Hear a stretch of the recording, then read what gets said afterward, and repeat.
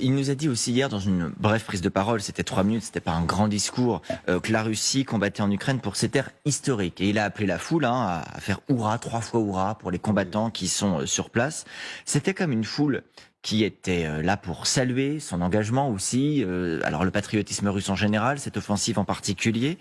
Est-ce qu'on est uniquement dans la mise en scène ou est-ce qu'il y a quand même une part d'adhésion sincère en Russie à ce combat? Quand on regarde par exemple les chiffres que nous donne le centre Levada, qui est un centre sérieux, on nous dit 75% des Russes soutiennent la guerre malgré tout.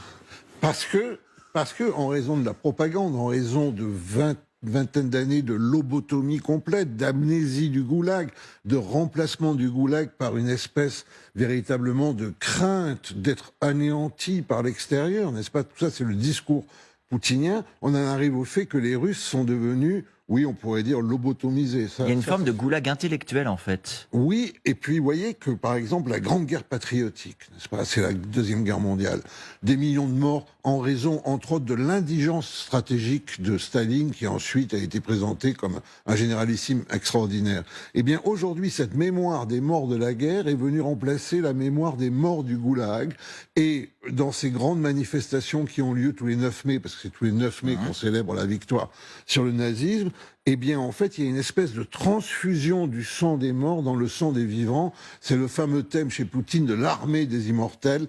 La Russie est seule au monde.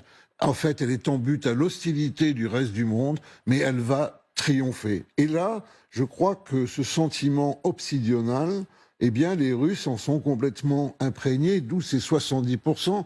Moi, je crois plutôt qu'on a 15% véritablement, 15 à 20% de gens, parce qu'ils sont fondamentalement liés à ce régime, qui soutiennent Il y a une partie de conviction et une partie de peut-être résignation. Voilà, et puis 15 à 20% véritablement d'opposants, mais ils sont en prison ou en exil, il faut le dire.